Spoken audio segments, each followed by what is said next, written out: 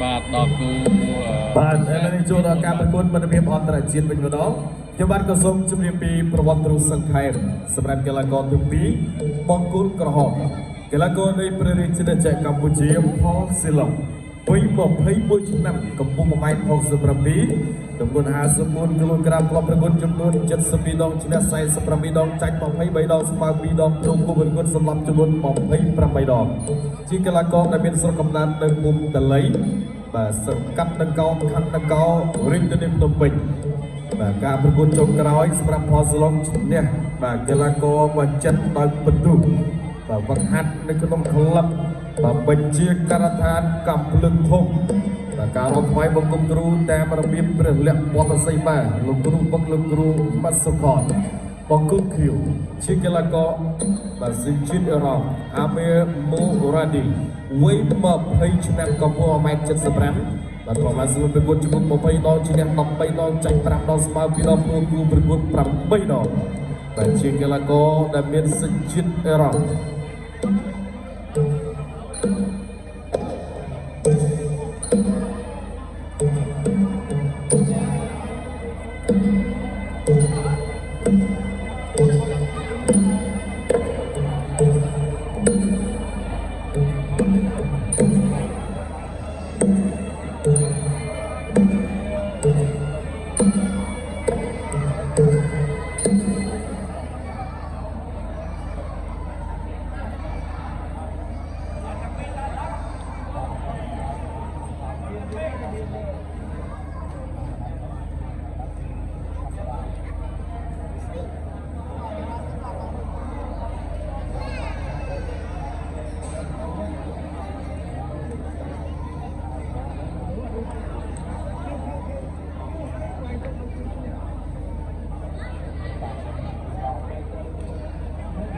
បាទគូមិត្តភាពអន្តរជាតិបាទកម្ពុជាអឺរ៉ង់បាទឥ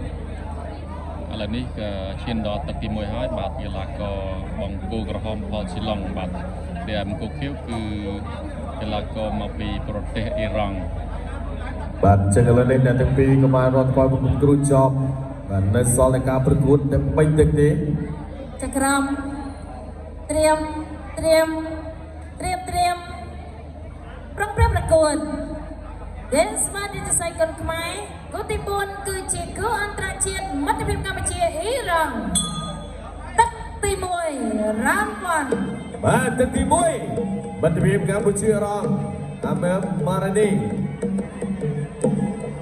បាទទាត់ជាក្រោមបាទសងវិញរបស់ម៉ារ៉ានីទាត់ឆ្វេងរបស់សៀឡៅអូបាទកម្ពស់ប៉ុនគ្នាល្អណាស់សម្រាប់មិត្តភាពទាត់ជាក្រោមពីម៉ារ៉ានី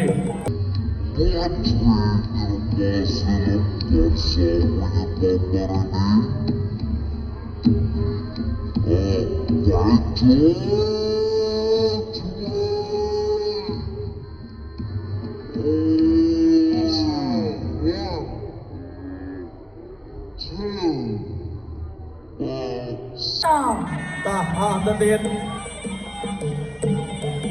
គាត់មួយទៀតរបស់ស៊ីឡុងគាត់ជើងក្រោមគាត់ជើងក្រោមរបស់បារ៉ាឌីគាត់ឆ្វេងគាត់ជើងក្រោមរបស់បារ៉ាឌីសង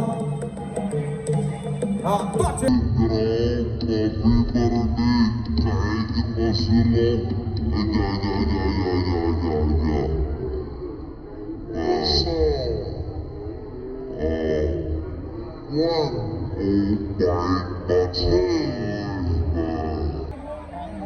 អំបាច់វិញគាត់ឲ្យញុះមិនតិចបាទ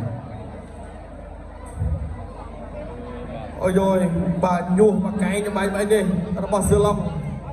បាទមើលសឹកតែមិនទាន់បាទអំបាច់ទេបើស្នាជាកីឡាករអារម្មណ៍អត់បែកគិតថាអត់ត្រូវទេ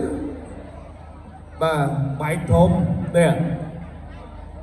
បាទកន្លែងនេះទេចូលមកកែងអត់ដបងឡើយបាទមកកែងដបងសិននេះប្រអប់មកកែងនេះបាទរបស់សឺឡុងដែលធ្វើរាប់លើកទី1នេះឆ្វប់បាទខ្ញុំនៅខាងក្រៅបាច់គិតថាអត់ត្រូវទៀតបាទតាមបាត់ណាមកប៉ាំងនៃឆ្វប់បាទហូរឈាមតក់បាត់ហើយនេះបាទឆាបមកកែងរបស់សឺឡុងនេះតក់មកឈាមមកតាមតែម្ដងនេះខាងបាទនោះគេហូរឈាមច្រាវអូនបាទអូដាច់អស់ដាច់ចង្វាក់មកប្រកួតនេះស៊ីឡុងធ្វើមកពីណាគេជាងគេអូស៊ីឡុងបាច់លេងស្រាប់តែអត់ទេបាច់បើសិនណាជាកីឡាករអឺរ៉ុបក៏អត់បែកណាបាទយើងគិតថាអូនអត់មានត្រូវអីទេបាទមើលអត់តាន់ទៅបាច់បាទបកមកហូរឈាមច្រាវអរគុណប្រកបទុននេះជូនដល់គណៈកម្មការបច្ចេកទេសប្រកាសលទ្ធផលជប់លើការ ចាសសូមអរគុណបងកក្រហមផោះស៊ីឡុង